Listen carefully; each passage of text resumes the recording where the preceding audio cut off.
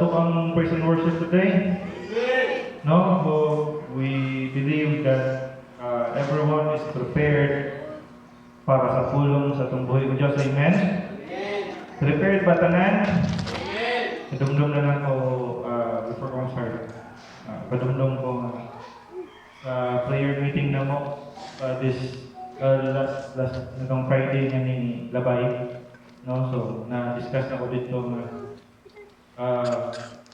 about sa dapat natong ihatag ato ang best, no? Sa tanang trabaho, sa tanang work, especially ang work nato for the Lord, kinahanglan ihatag nato ang pinaka-fully nato nga strength nato, tanang puso, tanang best nato para kay Lord, no? Kay unsaon man nato nga naa na kay higayunan nga muhatag sa tong best kung wala na pud tay kinabuhi. So samtang buhi tayo soon, ato yung ihatag atong best diya kay Lord. Amen ba? Amen. Before tayo mag-start ito ang word atong ihangyo ng talanta pagbuko sa atong ulo. Let us pray. Heavenly Father, O God, we thank you, Lord, for this morning, God. We thank you, Lord, for your presence in this place, Lord. As I can us that you are here, God. We are ready, O Lord, to listen to your word, O God. Our hearts are prepared, O God, through your presence, Lord. Kaning praise, O God. We believe, Lord, that ikaw ginong istorya sa mga pag-usa, O Diyos. Nasayon kami, O Lord, that the word na mong paminawon ka, Lord, is not a word from men, O God, but a word from you, O Diyos. Salamat, Ginoo. Aning pulong ang mga paminawon ka, God. We believe, Lord. Talk to us, O God. Istorya sa mga Diyos. Sampai kami o Diyos ng pamating aning pulong God in the mighty name of Jesus we pray. Amen and amen.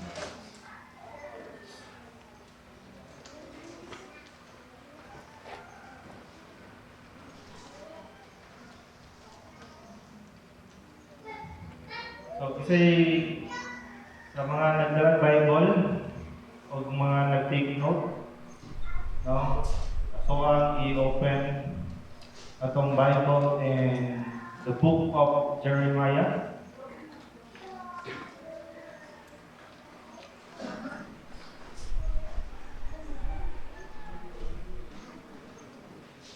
So, ato ang topic ngayon is about wala lagi. Pala mo. Yun. Okay. Our topic for this morning is about palihog ko ba sabi? Sa nakabutang? Excuses. Or in short, mga excuses. Masay please say sa excuses. Ha? Ang pinakadool siguro ng term na bawa ako sa excuses, mga paso mangin. Okay? So, kita igsoon, tanan nga na diri sa balay ng puhanan, we believe that everyone here is Christian. Amen? No? Lisod po ko nila Christian, lisod ka sa simbahan, follow ka ni Lord. Hindi ka giyapon matawag Christian. Kita tanan rin matawag sa Kristohanan. Amen? No? For in this world, igsoon, ang mga Kristohanon, we can find all sort of excuses on not obeying the Lord. Sa mga Kristohanon, hindi lang dali sa simbahan o usap sa Kristohanon sa tibok kalibutan. Aduna yung mga Kristohanon nga kusog kayo sila mangitang excuse o pasumangil para dili buhaton o tumanon ang sugo sa Diyos. It's the preacher's job dili ko dapat muwali. Mga young people dapat mag-practice ng mo wali. Usahay na excuse ta nga dili man ko pastor, di man ko preacher. Dili na para usahay ito pang kapasumangan ng gift ni Lord. Wala ko'y gasa anak. No? Wala ko'y gift anak. It is not my gift Or usahay mo yung pagkita ako yung basihan sa pag-obey diha ni Lord ang atong service ni Lord. No, ngayon na nga ay karaan naman tayo ko anak. Kamo na sa mga batanon. No? Usahay atong pasumangin na dugay na ko nag-serve ni Lord. Kamo wala ka-serve ni Lord. Kamo na po dapat mo serve ni Lord. It is another term of excuse. Usahay mo yung nga busy kayo ko karon dili ko ka simba. Ay dagan may kubuhat ko nun. It's another way of excuse. Usahay mo yung kapoy kaya kong lawas. Di ka simba karon. No, sama sa gihatag nga testimony sa akong wife kanina. Usahay ato ang kaugalingon nga lawas mo ibudikta sa ato ka. Nga oy kapoy kaya ka, oy gihilantan ka, oy gisipon ka, dili ka pwede mo simba. Dili ka pwede mo attend o inyo ang discipleship o inyo ang fellowship o inyo ang prayer meeting. Na naman, paminawa imong lawas, itaot ka. No? And that's the time nga muhatag og reaction ng ato ang flesh. For we are fighting not in flesh, but in spiritual. And principalities in this world. No? Usahay mo yung nga, ay, pangbatan naman ang activity. Kamu na lang anak, mga bata sa... Ako nga, kami ng mga manoy, mga mama, mga papa, dili na may anak. Inyo anak, mga batan. Usahay mo na mga batanan mo, yung isa nga, ay, kung tigulang mo na, dili isa may anak, ay batan kuman may. No? Eh, buhat ko sa gawas, magwali, yun na, pangkuhan mo na siya, haraan mo na sila ng mga Christian, kanang magwali ko sa gawas. Eh, nga po sa prison worship, ngayon po ng mga katigulakan ay, pangbakan mo naman ng prison worship, no? It is another way on excuse when the Lord is calling you on something nga wala na to i-expect. It has been said in a book na ay libro nga nag-ingon. Excuses are tools of incompetence. Nadi wait lang. Nayo sa kalibro nga nag-ingon nga ang excuses daw is a tool na mo nag-ingon sa kalibro. Ang excuses daw is usa ka pamaagi or tool sa usa ka tawo nga incompetent. Unsa man ang incompetent? Katong walay kakayanan. And those who specialize in them seldom go far. Ang mga tao daw kuno nga daghan kayo og pasumangil, excuses, kadalasan sila ang mga tao nga gamay ra mo'y minglampos sa kinabuhi. No? Eskwela dong. Di sa kong eskwela ron ma kay kuan nang kailangan akong ginhawa, sakit ang lawas. Dili jud ka graduate. Ano man, dili makapag-eskwela. Dili jud ka makatrabaho. Ano man, wala man ka ni padayon. Kay sige ra ka og hagad og excuse. No? Bisaya mong maestra na memorize na imong excuse letter.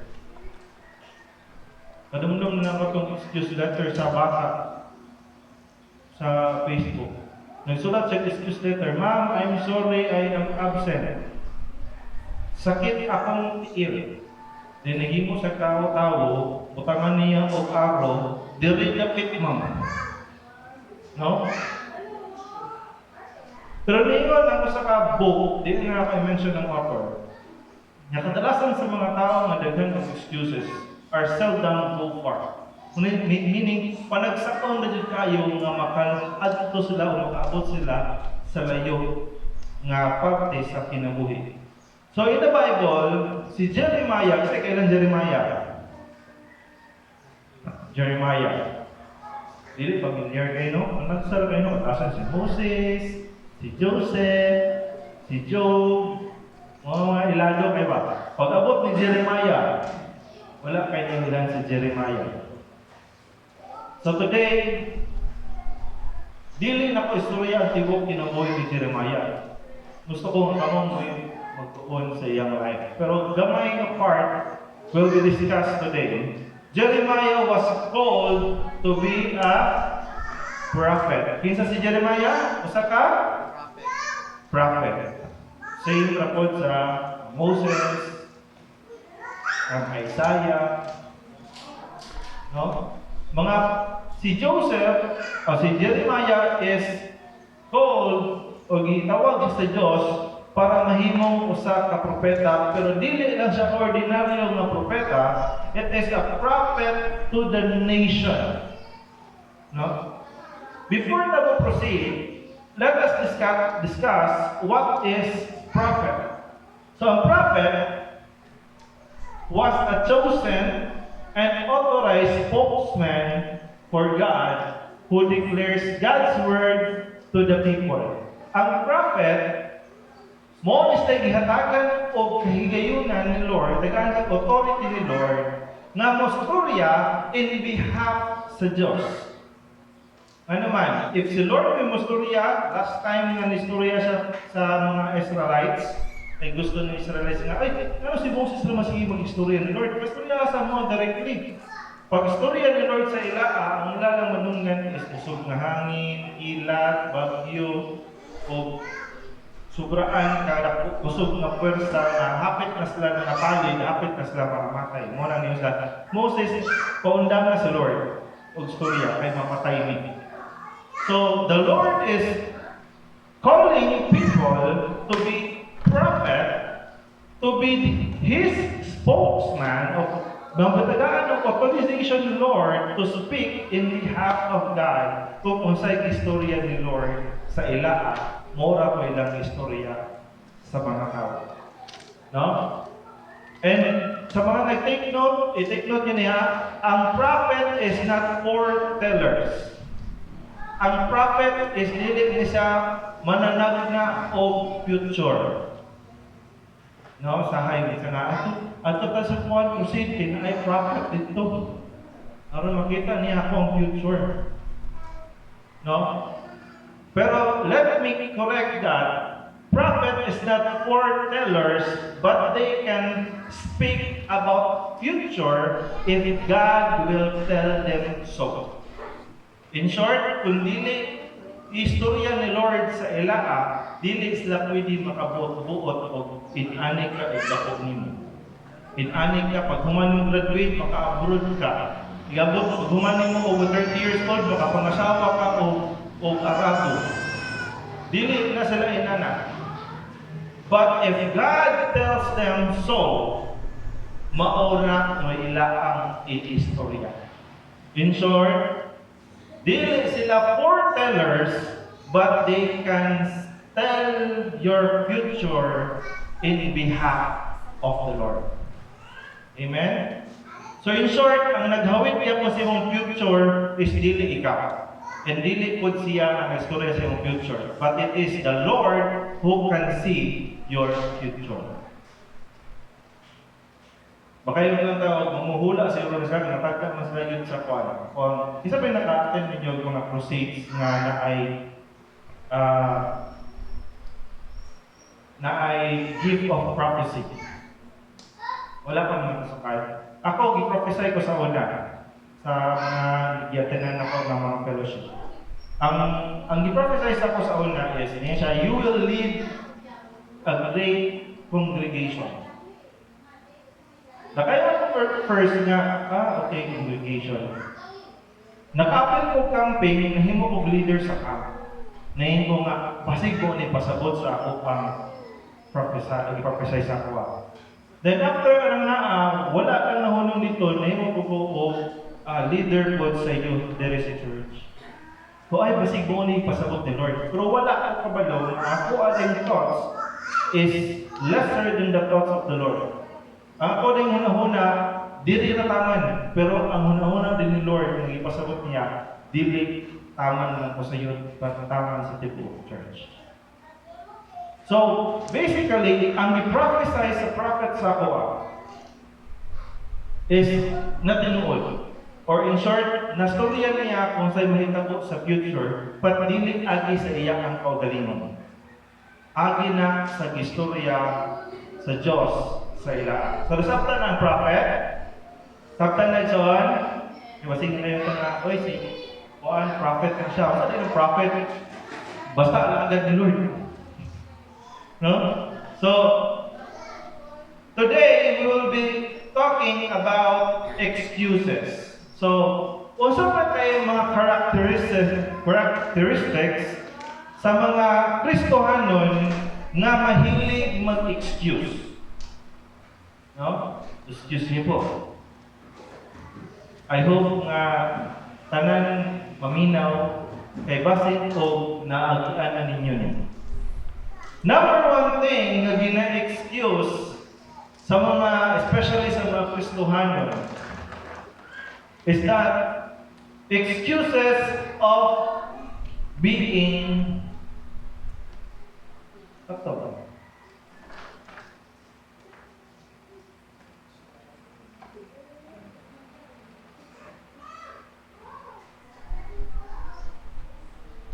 wala na ako nausap ko.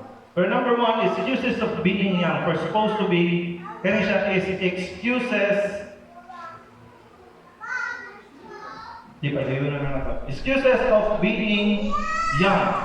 So Jeremiah chapter 1, verse 6, nag-iwan siya dali, Alas, Sovereign Lord, I said, yung si Jeremiah ni Lord, kasi Lord nag-istorya ni Jeremiah. I do not know how to speak. Reklamo rin dyan, no? Niingon man si Lord nga, himuuntik ang prophet. Dili lang prophet sa mga kanasuran. Reklamo rin si Jeremiah. Sa Jeremiah, Lord, dili man ko kabalo mo istorya. Ipili pa niya si Moses, no? Si Moses, kay nga man to siya. Siya din siya nga, pero ningon siya, I do not know how to speak. Pero nag-speak na siya. Ningon siya, I am too young. Sa batan ko kaya ko, Lord, di ko kabalo mo istorya. So, ningon dali, God uses people in all ages, nigamit sa mga batanon, nigamit sa mga tiguwang, nigamit sa mga gagmay nga mga bata. Kasi nakakita niyo itong salida nga, gusto nga salida ganit, na bata siya na hapit na siya mamatay. Tapos iyang gitagaan o word o Bible kung piniriso. So piniriso kay luwas po pinaagi sa bata. Tuloy. Itong bayi ng bata. May sakit. Ang bata, may sakit yung bata, tapos hapit ako sa mamatay. Pero, before siya namatay, naka-save po yun sa ka-soul, nga piniriso nga lalaki, nga nagbalik loob diha kay Lord, agi sa usa ka bata. Bata to siya. Dili pa ito kabot 20 years old. Mga nasa 6 or 7 or 8 years old pa ang bata. Pero kung namiton ka ni Lord, dili yun mag-matter kung batanon ka o tiguwang na ka.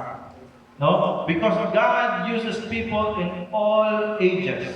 Even young people, kaya niya gamiton, sama ni Jeremiah. But as you can see, only minority of the youth are in the church than sa mga batanon na nasa gawas. Ignong tao na to, gamay ra ang mga batanon nga mosulod og simbahan para mosimba, kaysa sa mga batanon nga naa sa gawas maglakaw-lakaw dayon ang salina nila kay mga nakasaya, tapos naka-necktie, tapos naka-shades, dayon naay bandera-bandera sa ng ulo, no? Si tawag ka na karon, upang gingging. No, mas ganahan pa sa magbulad ug adlaw diha sa gawas, maglakaw-lakaw, magpakita sa ilang masanina, magpuy-puy silang grupo, kaysa mosunod sa simbahan. Why? And even if they were in the church, maskin pa o nasa sa sulod sa simbahan, they most likely don't want to serve inside the church and end up with all the excuses. Usahay mo, end up lang na sila kadaghan kayong rason para lang yung dili lang yung makaserve dili sa sulod sa simbahan. In verse 4 to 5, Jeremiah verse 6 na siya. Pero niingon sa verse 4 o sa verse 5, the word of the Lord came to me, this is Jeremiah, saying, before I formed you in the womb, I knew you. Wala pa ka i-form sa tiyan sa imong inahan, kailan ako nimo. Asayod na ko kung kinsa ka. Before you were born, I set you apart. Yun siya ni Jeremiah. Before ka gipanganak, Jeremiah, ako na kang gilain. Gilain ka na dili ka makuyog sa uban ng mga tao, kung dili moabot ang panahon na mahimo kang usa ka propeta. Yun siya, I appointed you as unsa? Prophet to the nations. Dili lang propeta, pero propeta sa mga suran. Verse 5. Oh, verse 5. Muna na verse 5. So, not just an ordinary prophet, si Jeremiah, but he is a prophet in all nation.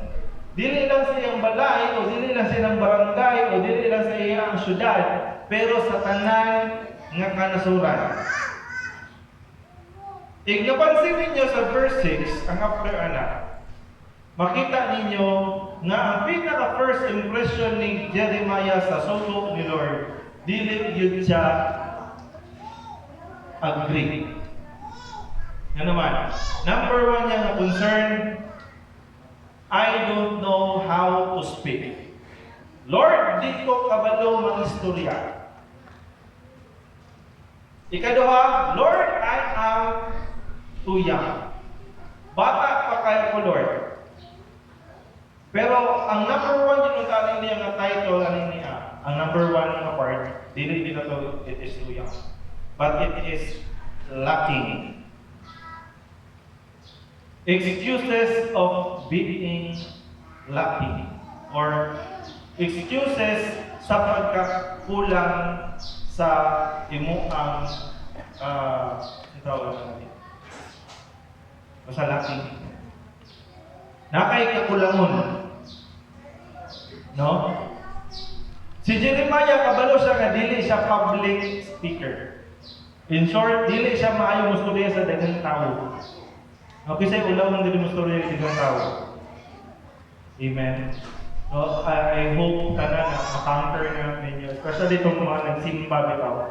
Kabantayan na kung masin pagkulawon ka permero, pero sige kag simba, sige kag serve ni Lord, sige kag tungtong sa pulpeto, sige kag story sa daghang katao, mga tao, muabot ang panahon na di na ka maulaw. Bababaga ang imong noong. No? So akong ikari sa mga patanon nga dapat ang sige mo o special song, sige mo back up, sige mo o service leader, o sige mo o practice sa pagstorya sa mga daghang tao. So si Jeremiah, yung sa Lord, di mo kabalo ang istorya. I am lacking in terms of public speaking. Pero same ni Jeremiah, same ni Moses, same ni Joshua, dili sila mga perfect. Jeremiah dili kabalo ang istorya. Si Moses stutter mo istorya or nga sa mo istorya. Si Joshua, naa siya kahadlok to lead. Mahadlok siya nga mulid sa tibok Israelites. Kaya basik ang iyaang tingog, dili sama sa tingog ni Moses nga gituhuan sa mga Israelites. No? Pero ikatuang lang tawon, same lang silang tulo. Because most of them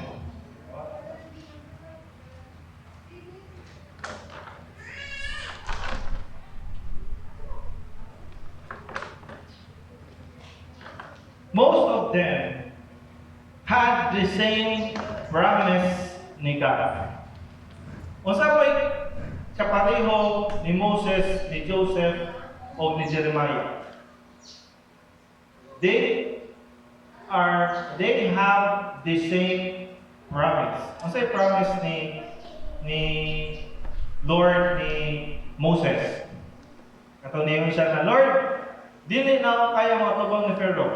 Ikaw kabulong storya, I will give you Aaron. Pero before siya ningon, I will give you Aaron, niyon siya, I will be with you. Huyugan ti ka Moses, ayaw kadlo. Pagabot ni Joshua, Lord, di ko kabalo Lord kung saan ng pagliting mga Israelites. Kasi di ko natuhuan. Ningon si Lord ni Joshua, don't worry Joshua, I will be with you. Now, let's go to Jeremiah chapter 1 verse 7 to 8. Jeremiah verse 7 to 8. Yun sa today? But the Lord said to me, after nagreklamo si Jeremiah ni Lord, Lord, di ko matulong mas pamilya, Lord, pagkanoon pa kay ko, Lord. Na, niingon si Lord, do not say, I am too young. Siya ayaw pag-storya, Jeremiah, napakanon pa ko kayo. You must go to everyone I send you to, and say whatever I command you. Ito ang i-highlights ha. Tingnan natin mga Bible, pwede nyo na i-highlight. Ang prophet isinugo sa Diyos para i-istorya ang istorya sa Diyos sa ila. Dili sila magbubuot. No? Muna niingon si Lord, kinahanglan Jeremiah mulakaw ka. You must go para istoryaan ang tanan kung unsa akong giistorya sa imuha. In short, Jeremiah was just relaying a message from God. Verse 8, ang promise ni Lord, do not be afraid of them, for I am with you, and will rescue you, declares the Lord. Similar ba kang Moses? Similar ba kang Moses? Last, bago ka nag-topic about ang Moses. Kang Joshua, similar pa ba? Yung ang basigyapan sa Lord nga, I will be with you. Same lang yapon. They have the same promise na gihatag ni Lord kang Moses, kang Joseph, kung sama pa ba sa uban ko na itong mga propeta na naasulat diri sa Bible, that the Lord never leave us nor forsake us. No?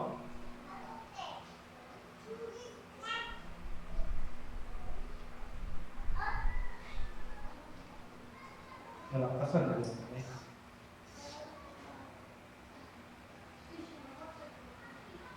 Isaiah chapter 42 verse 8 nagingon, I am the Lord, and that is my name. I will not yield my glory to another or praise to idols. So ang number one niya nga ginaproblema permiro is ang iyang lack of speaking. Di siya maayaw mangistorya. Wala nang boss. Wait. I am the Lord, and that is my name. Wala. So niyon rin sa Isaiah 42 verse 8, I am the Lord, and that is my name. Niyon siya diri, I will not yield my glory. Dili na ko ipahulang, ipausol, o ihatag ang ako ang glory sa maskin kinsa man. Nga naman, because the Lord wanted the glory for Himself. Mao na yung reason nagsuon nga nang ang mga gipangtawag ni Lord is imperfect. In short, naay kakulangon. In short, naay apan. No? Si Moses,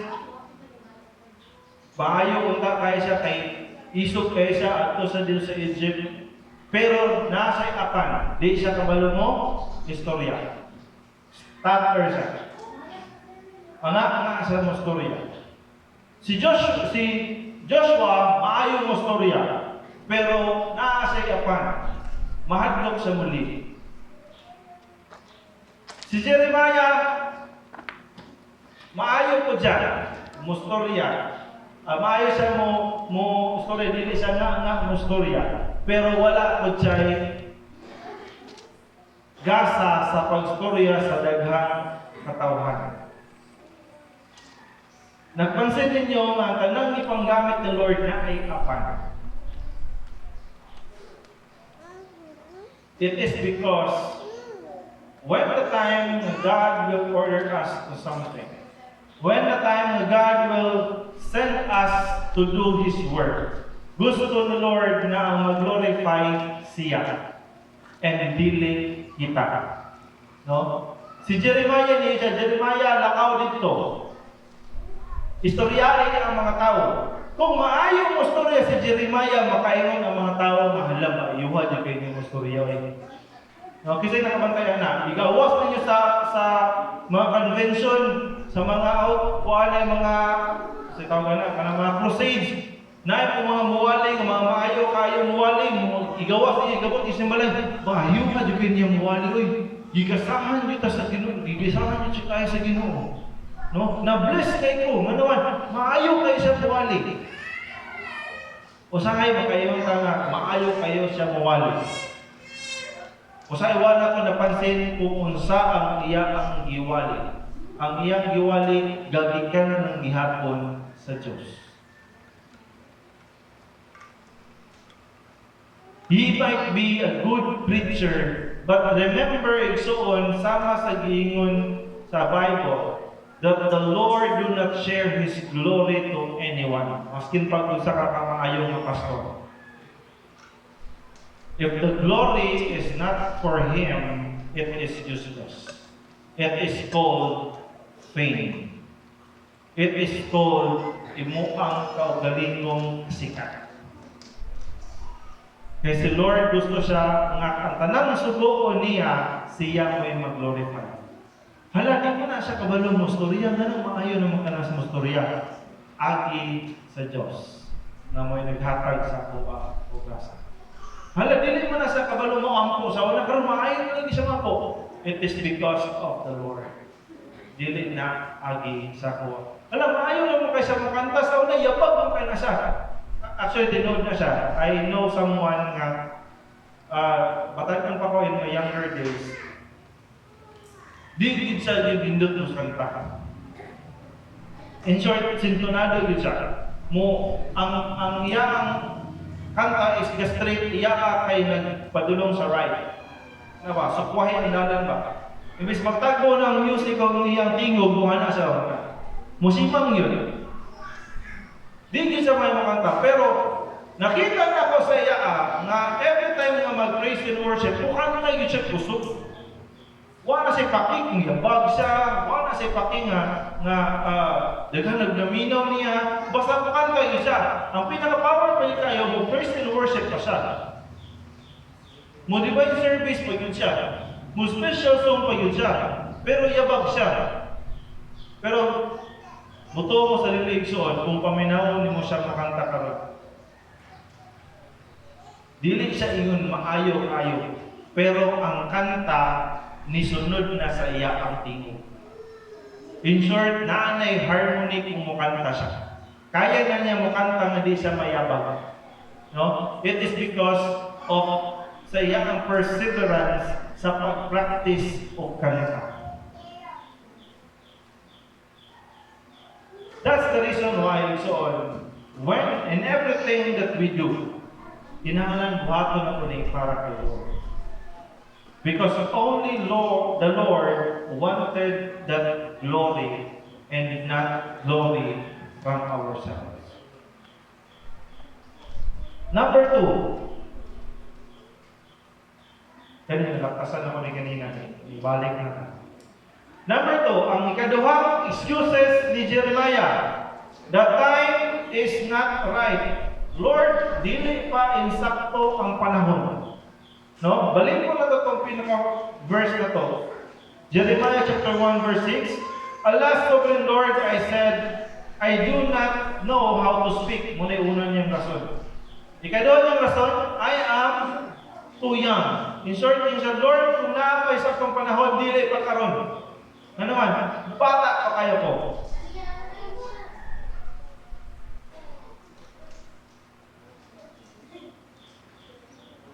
Most of the Bible scholars, ang mga nagtuon sa Bible, ang ilaang panglantaw, this time si Jeremiah nga nistorya sa Diyos. He is about around 20 to 25 years old. Ang iyaang edad. When the time that God has called him to be a prophet of the nation.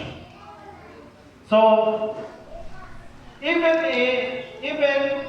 na si Jeremiah has this kind of fear when the Father installed Jeremiah ang mission to be a prophet of the nation. Nahadlok si Jeremiah. Ngayon sa bata pa kay Lord. No, muna ang say mabantayan ako ngayon ang mga batang ngayon na muwali ka, bata pa mo kay ko para muwali ng pagpatigulang man ang muwali. Patigulang pa yung nimo nga mga nanay, mga tatay. Pag praise and worship mo, ayaw na ng praise and worship. Pabata naman ng praise and worship, hindi naman ko kabalo kayo. Ano? Nagdilit na ko ang ngayon, anak dali sa tubangan. No? Usahay, excuse na ito na naangato ang panahon. Pero naingon din sa Bible, dili yun dapat excuse ang panahon. Because the Lord, when the Lord said, Hebaoni ang saktong panahon, maog yun na ang saktong panahon. So balik ko lang ito, ubasa in verse 7 and 8, niyon siya, but the Lord said to me, do not say I am too young. You must go to everyone I send to you and say whatever I command you. Do not be afraid of them, for I am with you and I will rescue you. Iyon siya, di correct siya ni Lord. Ayaw pag-istorya Jeremiah nga patanon pa kaayo. No? Kinahanglan, you must. Dili ni siya pwede. Pwede ba nga muadto ka? Wala nang si Lord. Pero ningon si Lord ni Jeremiah, you must. Kinahanglan muadto ka sa lugar na ako ang ingon ng imong atuan para istoryaan silang tanan. Now, unsa man gyud ay reason ni Lord ngano yung palakon jud niya si Jeremiah. Dili na to makita sa number 3. Sa third point na to. Third point na to is people is making excuse nga it is dangerous. No, kinsa na ba diri nakaagi og isa tay evangelism. Isa naka-evangelize na diri wala pa. Murag sa inyo ano? Isa kay to, ikaw si Marife, sa Cherilo. I-pray na ko si Cherilo, padayon ng iyang recovery. Si Edgar, naka-attend mo siya sa evangelism. So, pag evangelize ninyo, kinsan nakatagpo sa inyo ang hubog? Wala pa? Wala. Mabot ang panahon na mag-evangelize mo o makatagpo mo mga hubog. Dili ninyo na yung mabati.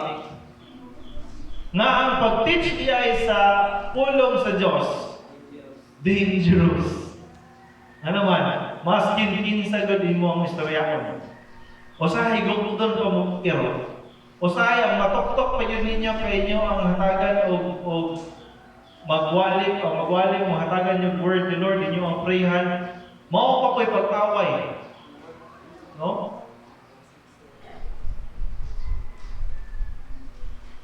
Christians usually make excuses nga dangerous mo na siya. At ta sa camping, asa lapit dito sa Tunyo Polanco. Hala, di ara ba to Tunyo Polanco nga ay nagpabutol mga pusil, mga military nag-inkwentro ang military o ayaw, dili mo ito. Dili na lang kung ato, ano na ay gubat ito. Adto ka. No? Sometimes it is another excuse on not obeying the word of the Lord. The Lord did not just give Jeremiah a joyful message of deliverance to announce dito sa iyang padulngan, but a tragic message of judgment. Consequently, Jeremiah would misunderstand and persecuted and arrested and imprisoned, or na-tendency pa mamatay si Jeremiah dito sa lugar niyang atuan. Nga naman, ang iyang ihatag ng word nga gihatag ni Lord sa iya para istorya dito sa lugar is dili sa deliverance, but it is a judgment. Idumdum mo ni Jonah. Iyon si Jonah nga, kung dili magbago ning lugaraha, dili ni sila mag-repent sa ilang mga sala, ang wrath ni God mo'y muguba sa tibok syudad. Bungkagon niya ang tibok syudad. Pero agi kay si Jeremiah naglagot ulit ang syudad, kasi Jonah naglagot po sa atong lugaraha, kaya na dito yung mga salbahis ng tao, sa yung ibuhat ni Ikiya siya. Ano man, may Lord, mo anong gupo nila ako, dili na ako ihatag ang balita dito nila para di sa karepete. Pero igo-igo nga, ibot ako dito, wala na, bungkag pa sila. No? Si Jeremiah, ipaadto sa anong lugar ang isugo ni Lord para maghatag dili para yun nga good news. Good news, mga igsoon, si Jesus Christ niyanhi para luwason tang tanan. That is good news. Pero si Jeremiah, ang gisugo sa iya nga moadto sa dito lugar, it is a word of judgment. In short, hukom ni Lord adto nga lugar. Ato ang basahon in Jeremiah chapter 1 verse 13.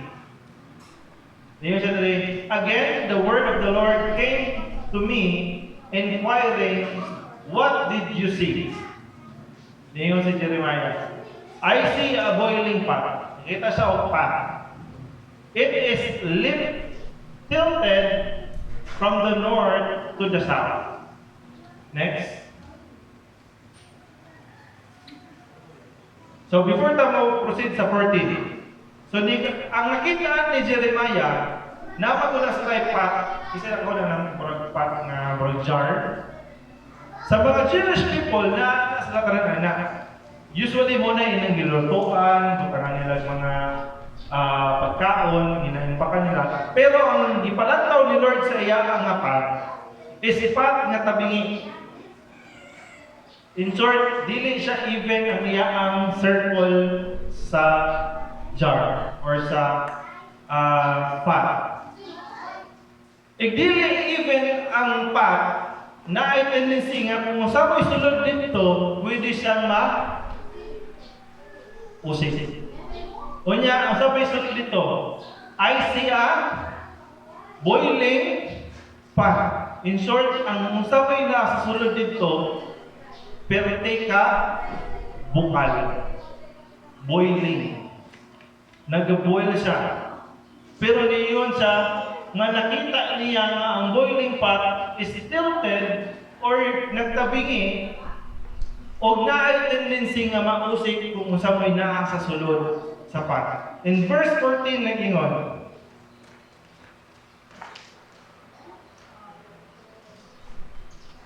the Lord said to me, from the north, disaster will be poured out on all who live in the land.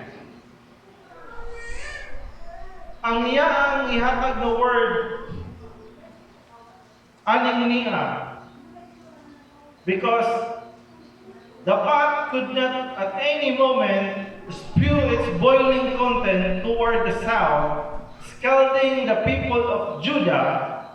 So ang pot na nagrepresent sa nation sa Babylon that would invade and conquer Israel is the reason for the judgment sa Israel because sa iyang idolatry and rebellion against God. Ang Israel nirebel kay Lord. O ilang mga idols nila na agihapon sa Israel. Muna ngayon si Lord. Jeremiah adto ka sa Israel. Ingna sila nga moabot ang disaster sa ila. Ako ang sugdan nga ang Babylonia mo conquer sa Israel. Mao na judgment ni Lord sa iya. Now karon ikaw si Jeremiah, kung kabalo ka nga ang Israel makigubat kay sa Babylonia, nakaingon na siguro si Jeremiah, among ko ani. Mamang ko ani kay ang gubat ra ba wala ra ba na sa nagila o bata ka tiguwang basta na ka sa pikas nga panig patyon juga na nila. O sila pa mismo pod maguna-una basta nganong nakaingon man siya nga sulungan mi sa Babylonia. Espiya siguro na siya sa Babylonia ani dali. Natin ni siya masapo ang Israel sa iya or naa siya sa tunga sa paggubat sa Israel o Babylonia. Pero niingon si Lord in verse 15, I am about to summon all the peoples of northern kingdoms, declares the Lord. In verse 16, niingon siya, the kings will come and set up their thrones in the entrance gates of Jerusalem. They will come against all her surrounding walls and against all towns of Judah. I will pronounce my judgment on my people because of their wickedness and forsaking me, in burning incense to other gods and worshiping what their hands have made. Yun siya, agi kay ang mga katawhan sa Israel. Agi kay ako ang mga katawhan has forsaken me. Nasa ibuhat ng mga wickedness. And ang pinakagikalagutan kanya niya, kanya kinalasan. In burning essence to other gods. Na-mention ako kanina, ay Messiah. Dili ganahan si Lord makishare siya ng glory. And that time, makita ni Lord niya naan na sila igipang sindihan o insiniso sa mga Diyos na, kasi kinalasan ni Lord, what their hands have made. In short, mga Diyos nagibuhat sa kamot sa tao. Nasayod niyo mo kung saan. Ayan ako na-explain thoroughly. Pero niyon si Lord, naglagot ko. Akong ihatag din ang judgment para sa inyo. O si Jeremiah may napili ni Lord na muhatag ang judgment sa Israel. So it's normal na si Jeremiah ang mahadlok. It's because ang message ng Lord pwede makapasok sa mga katauhan sa Israel. Pwede siya prisuhon, pwede siya patyon. Pero nag-iyon si Lord in verse 17.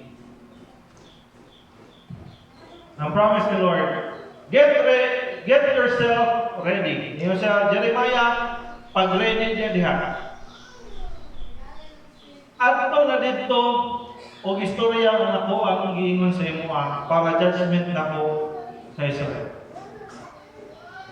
Pero ayaw ka balaka because I stand up and say to them, I command you, do not be terrified by them. Ayaw ka hadlok sa ilaan.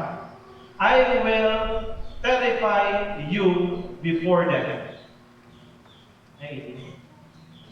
Today, I have made you, dili ni sa ang kuana ang Israel ang kasabot ni Lord ani. Karong adlaw himuon ti ka, you si Jeremiah, a fortified city. Unsa na fortified city? Dili ni sa nido ha, nido fortified. Himuon ta og fortified city, himuon ti ka og fortified city. Usa ka syudad nga naay dako kayong mga panangga sa mga taga-gawas. In short, safety ka. Himuon ti ka usa ka lugar na safety. Nga naay iron pillar and a bronze wall. Ang imuang mga taming o imuang mga walls sa imuang kaugalingon will be bronze. Niyo sa diri, to stand against the whole land, against the kings of Judah and its officials, its priests, and the people of the land. Nakita nito, isuod, na maskin pa nahadlok si Jeremiah pagkadto dito para pagstorya sa iya ang pulong nga gihatag ni Lord sa iya. Nahadlok siya, Lord, bata pa mo kay ko, Lord. Di pa dyan ko kabalo mong istorya, basahin ko na kung istorya pa, yun ko nila. Bata pa kay ko, Lord. Wala pa ganay siguro ni siya, siguro ay itripingan siguro nga pangasakunan siguro si Jeremiah aning time. Lord, wala ko, di pa ko namin yun, Lord. Kaya patuon ako ng mga taway para mag-serve ni mo, Lord. Maghatag sa imong word. Pagtuon ko ni mong bukid, Lord, dagan ko kay ko, Lord. Bata pa kayo ko, Lord. 20 years old pa ko, Lord. Basit niya paktyon ko dito, Lord. Pero niingon si Lord, pag ready. Ano nga? Because today, I have made you a fortified city. Himuunti ka o usa ka syudad nga walay makalambos sa imo. Syudad nga dagrabe kay protection. A fortified city nga naay pillar of iron. And naay mga bronze nga wall. O walay lain nga makag-stand against you, maskin pa og hari pa na siya o opisyal pa na sa laing mga lugar.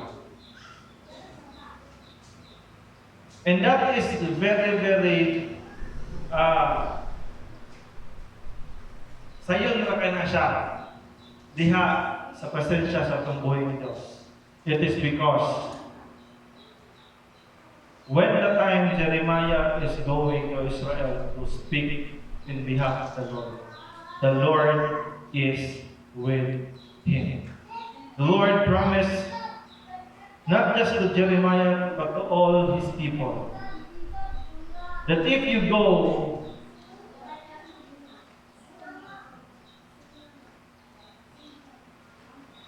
and obey what the Lord has commanded you, the Lord will never leave you, and the Lord will never forsake you.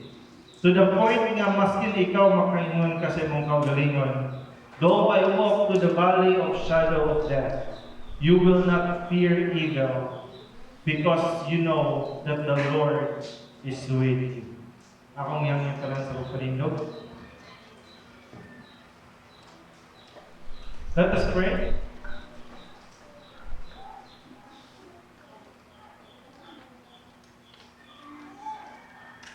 Magpiyong ka igsuon ako ang